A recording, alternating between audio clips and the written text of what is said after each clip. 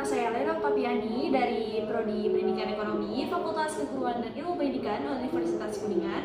Di sini saya akan membuat video micro teaching untuk memenuhi tugas mata kuliah pembelajaran mikro. Selamat menyaksikan.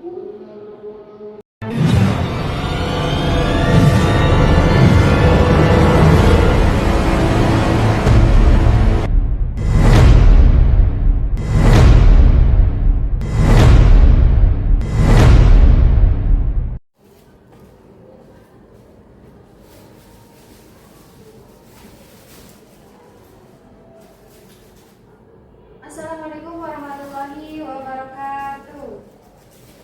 Selamat pagi anak-anak. Sebelum kita mulai pelajaran pada hari ini, alangkah baiknya kita berdoa terlebih dahulu kepada ketua kelas untuk memimpin doa untuk teman-temannya. Oke, baik. Terima kasih kepada ketua kelas karena telah memimpin doa untuk teman-temannya. Oke. Sebelum kita memulai pelajaran, Ibu akan mengabsensi kalian terlebih dahulu ya. Yang Ibu sebut namanya, angkat tangan.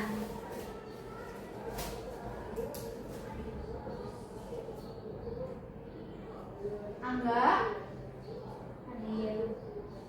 Dewi hadir. Cantika hadir. Reva hadir. Dita hadir. Oke, baik. Hadir semua ya. Oke, Ibu akan bertanya, apakah kalian masih ingat materi apa yang akan kita bahas pada hari ini? Oke, baik Cantika. Oke, betul sekali ya, bahwa kita pada hari ini itu akan membahas mengenai peran masyarakat dalam rantai ekonomi. Oke, sebelum itu dimana untuk tujuan pembelajaran pada hari ini itu adalah peserta didik mampu memahami peran masyarakat dalam rantai ekonomi, menghargai peran setiap individu dalam perekonomian, dan mampu menganalisis serta memecahkan masalah ekonomi sederhana. Oke. Sebelum itu, Ibu ada pertanyaan nih. Siapa sih yang tahu apa itu peran masyarakat dalam rantai ekonomi? Oke, bagus sekali ya. Betul ya, bahwa masyarakat ini merupakan pilar utama dalam rantai ekonomi karena mereka ini berperan sebagai konsumen, produsen, tenaga kerja, dan investor. Oke. Setelah Ibu menanyakan pertanyaan yang agak dasar ya, Ibu akan menjelaskan secara rincinya. Oke. Nah, gimana kita hari ini akan membahas apa tadi? Peran masyarakat dalam rantai ekonomi. Dimana materi pada hari ini itu ada permintaan, yang pertama, yang kedua ada penawaran, yang ketiga itu ada pasar, dan yang keempat itu ada harga. Dimana permintaan itu merupakan keinginan membeli barang dan jasa disertai dengan kemampuan membeli pada waktu dan harga tertentu. Seseorang yang menginginkan barang atau jasa tetapi belum memiliki kemampuan membeli belum dapat dikategorikan sebagai permintaan. Berdasarkan daya belinya, permintaan dikelompokkan menjadi tiga. Yang pertama, permintaan efektif, yang kedua, permintaan potensial, yang ketiga, permintaan absolut. Di mana permintaan efektif ini yaitu permintaan yang disertai dengan kemampuan membeli atau daya beli. Dalam permintaan efektif, konsumen memiliki kemampuan untuk membeli barang maupun jasa serta melakukan transaksi pembelian. Permintaan potensial itu adalah permintaan yang disertai dengan daya beli, tetapi konsumen belum melakukan transaksi pembelian. Dan permintaan yang ketiga adalah permintaan absolut, di mana permintaan dari konsumen terhadap suatu barang maupun jasa tetapi tidak disertai dengan kemampuan membeli atau daya beli. Nah, kan tadi sudah dijelaskan ya. Sekarang berdasarkan jumlah konsumennya, di mana permintaan itu dibagi menjadi dua. Yang pertama permintaan individual dan yang kedua permintaan pasar. Di mana untuk permintaan individual itu merupakan permintaan atas barang dan jasa dari individu. Permintaan individual tergantung dari kemampuan masing-masing individunya. Untuk permintaan pasar itu sendiri merupakan permintaan atas barang dan jasa yang dilakukan oleh masyarakat, di mana permintaan dihitung dari jumlah permintaan individunya.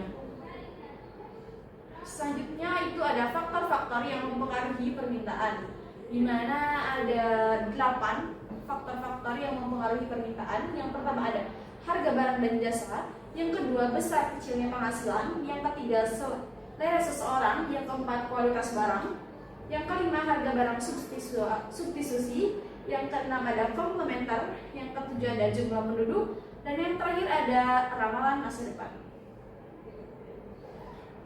Kan tadi sudah dijelaskan tentang permintaan, sekarang tentang penawaran, di mana penawaran itu merupakan permintaan itu tidak akan menjadi sebuah transaksi tanpa adanya penawaran oleh produsen. Ketika terjadi permintaan barang dan jasa, perusahaan akan menawarkan barang dan jasa pada waktu, harga, dan tempat tertentu. Penawaran merupakan sejumlah barang maupun jasa yang ditawarkan oleh produsen kepada konsumen pada waktu, harga, dan tempat tertentu. Oke, selanjutnya ada faktor-faktor yang mempengaruhi penawaran, di mana ada 4 faktor. Yang pertama biaya produksi, perkembangan teknologi, harapan mendapatkan laba, dan kebijakan pemerintah. Materi selanjutnya itu ada pasar, di mana pasar ini diartikan sebagai sarana bertemunya pembeli dan penjual yang dilakukan secara langsung dan tidak langsung untuk melakukan transaksi jual beli, di mana transaksi jual beli dapat terjadi di lokasi tertentu, biasanya sih di warung, toko, mall, pasar tradisional, dan bahkan melalui internet juga bisa. Karena semua tempat tersebut dapat disebut pasar, karena pasar itu merupakan sarana kegiatan distribusi barang dan jasa. Oke, tadi sudah dijelaskan pengertian. Selanjutnya Ibu akan jelaskan tentang fungsi pasar, di mana ada 3. Yang pertama sebagai fungsi distribusi, yang kedua sebagai pembentuk harga, dan fungsi yang ketiga itu ada seperti fungsi promosi, di mana fungsi distribusi itu sebagai saluran distribusi. Artinya, pasar sebagai sarana bagi produsen untuk mendistribusikan barangnya kepada konsumen. Yang kedua, fungsi pembentuk harga, di mana perbedaan keinginan penetapan harga antara penjual dan pembeli ini menimbulkan tawar-menawar dan membentuk harga keseimbangan atau harga pasar. Seperti itu. Dan fungsi pasar yang terakhir itu ada promosi, di mana promosi ini sebagai saluran distribusi pasar akan melakukan promosi kepada konsumen agar mereka tertarik membeli produk dan jasa. Selanjutnya ada jenis-jenis pasar. Pasar menurut jenis barang yang diperjualbelikan, di mana pasar barang konsumsi merupakan pasar yang memperjualbelikan barang konsumsi untuk kehidupan manusia. Contohnya adalah pasar buah, pasar lontong, dan pasar baju. Pasar faktor produksi merupakan pasar yang memperjualbelikan berbagai faktor produksi yang digunakan dalam proses produksi, di mana pasar produksi ini dibedakan menjadi 3 macam. Itu ada pasar faktor produksi alam, pasar faktor produksi tenaga kerja, dan pasar faktor produksi modal kerja. Selanjutnya jenis-jenis pasar menurut waktu bertemunya penjual dan pembeli, dan menurut luas kegiatan distribusi, di mana menurut waktu bertemunya penjual dan pembeli itu ada 5 Ada pasar kaget, harian, mingguan, bulanan, tahunan. Selanjutnya itu pasar menurut luas kegiatan distribusi, itu ada 4. Yang pertama ada lokal, daerah, nasional, dan internasional tentunya. Selanjutnya ada menurut visi pasarnya. Di sini ada 2. Yang pertama, pasar konkret disebut juga sebagai pasar nyata. Yang kedua itu ada pasar abstrak, di mana pasar abstrak ini merupakan sarana bertemunya penjual dan pembeli untuk melakukan transaksi secara tidak langsung Oke, selanjutnya itu ada harga, di mana kalian sudah tahu kan, harga ini merupakan nilai tukar atas suatu barang maupun jasa yang dinyatakan dalam bentuk uang. Nilai tukar yang telah disepakati antara pihak penjual dan pembeli disebut dengan harga keseimbangan atau harga pasar. Harga keseimbangan terjadi ketika jumlah dan harga barang yang ditawarkan dan diminta berada pada satu titik. Fungsi harga itu ada 5 Yang pertama sebagai acuan perhitungan nilai jual barang dan jasa. Yang kedua, mempermudah kegiatan transaksi jual beli. Yang ketiga, sebagai acuan konsumen untuk mengetahui kualitas barang dan jasa yang akan dibeli. Yang keempat, harga yang diterapkan secara benar akan menghasilkan keuntungan bagi produsen. Dan fungsi harga yang terakhir itu sebagai acuan bagi konsumen untuk melakukan keputusan pembelian barang dan jasa. Oke, mungkin itu saja ya yang dapat Ibu sampaikan. Selanjutnya, Ibu akan melakukan diskusi dengan kalian dengan cara Ibu akan menerapkan untuk penerapan model untuk materi ini dengan model number hard together. Apakah ada yang tahu? Tidak? Oke. Baik, Ibu jelaskan ya. Jadi, number has together ini model pembelajaran di mana nanti Ibu akan membagi kalian ke dalam 2 kelompok ya, di mana setiap kelompoknya itu terdiri dari minimal 3 sampai 4 orang. Dan nanti setiap kelompok itu akan diberi nomor 1 hingga 4 atau 1 hingga 3 ya. Nanti setelah kalian menyelesaikan tugas yang Ibu berikan, Ibu akan memanggil 1 nomor dari setiap kelompok untuk mempresentasikan hasil dari kerja kelompok kalian. Oke, di sini Ibu akan memberikan lembar kerja kelompoknya ya.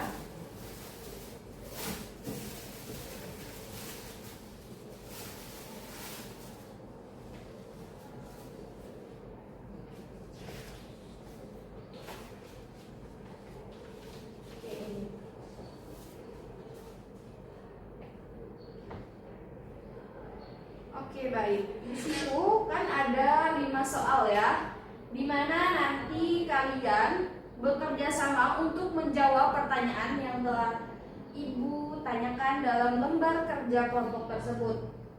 Nanti Ibu harapkan setiap orang dalam kelompok itu paham akan pertanyaan hingga jawabannya, sehingga ketika nanti Ibu memanggil 1 nomor itu dia nggak kaget gitu, karena sudah paham akan pertanyaan hingga jawabannya.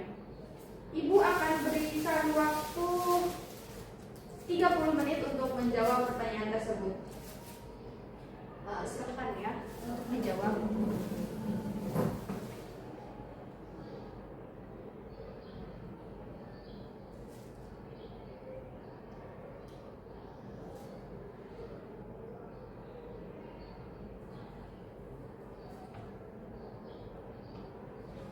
Oke, baik, waktu telah selesai. Di sini Ibu akan memilih nomor untuk kelompok 1 nomor 3 dan untuk kelompok 2 nomor 1. Oke, baik.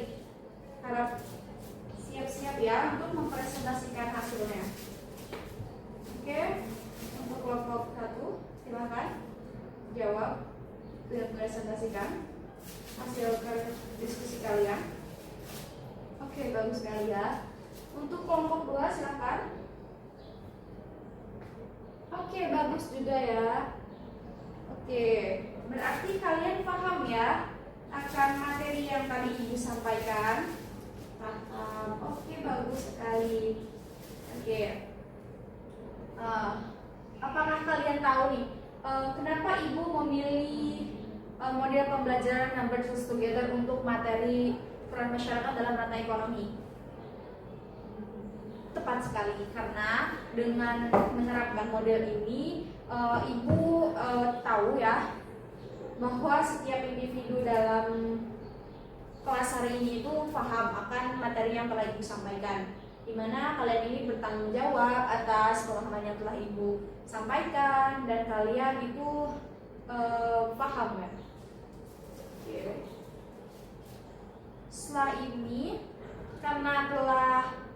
karena sesi materi telah selesai, Ibu akan memberikan kesempatan kepada 1 orang saja untuk menyimpulkan apa saja atau kesimpulannya ya dari materi pembelajaran, bukan materi ya, dari pembelajaran yang dari awal tadi hingga saat ini. Oke, silahkan.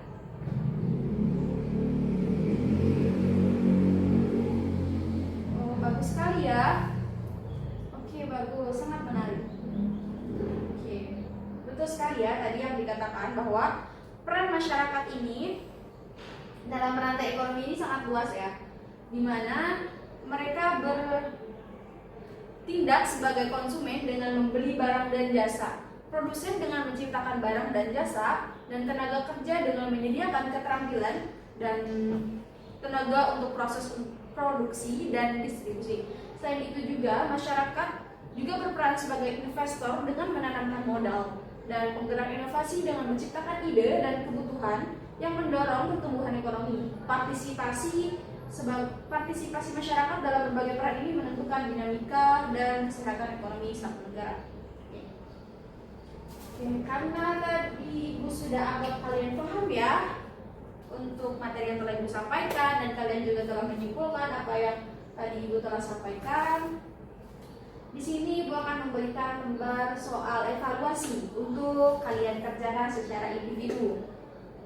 Gimana nanti kalian mengerjakan soal ini? Ini pengerjaannya itu individu ya. Nanti setelah kalian isi boleh kalian kumpulkan. Aku bagikan ya.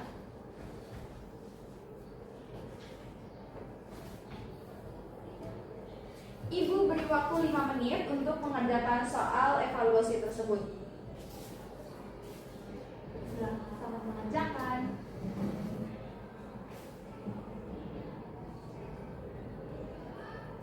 Sesuai pemahaman kalian ya, jangan mencontek, karena Ibu ingin melihat seberapa pahamkah kalian atas materi pada pembelajaran hari ini.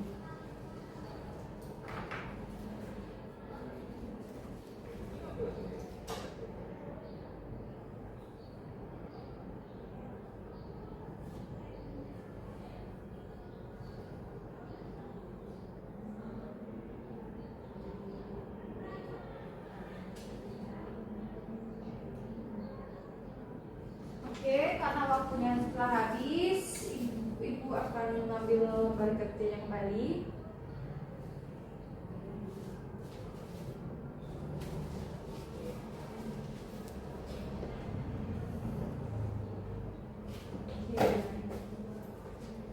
Karena kalian telah mengerjakan soal evaluasi ini, Ibu akan memberikan kesempatan ini kepada satu orang lagi untuk mendapatkan poin tambahan ya dari Ibu, yaitu dengan merefleksikan pembelajaran pada hari ini, dimana nanti kalian sampaikan perasaan kalian atas materi yang telah Ibu sampaikan, dimana kayak kalian tuh apa yang kalian pahami, apa yang kalian pelajari, dan apa hambatan atau kendala yang kalian hadapi pada saat proses belajar tadi.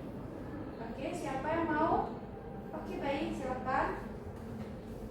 Oke, bagus sekali, tepuk tangan ya.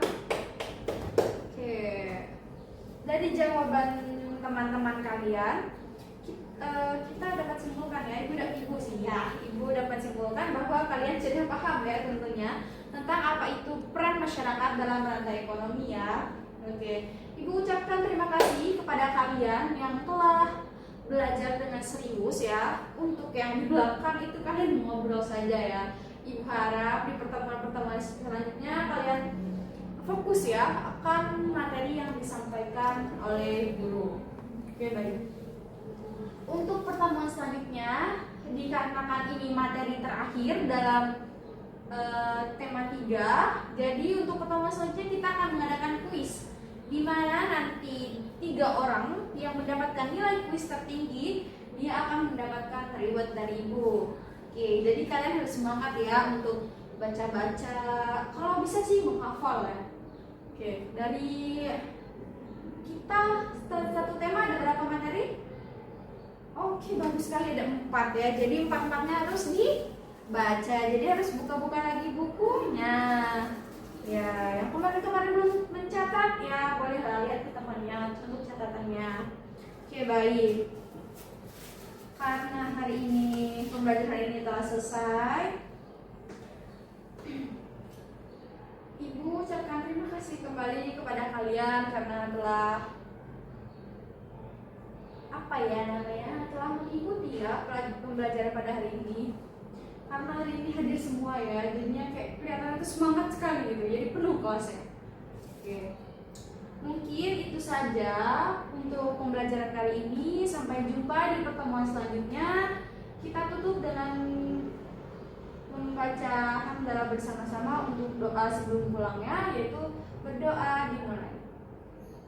Oke, selesai. Oke, terima kasih. Sampai jumpa untuk minggu depan. Ibu pamit. Assalamualaikum.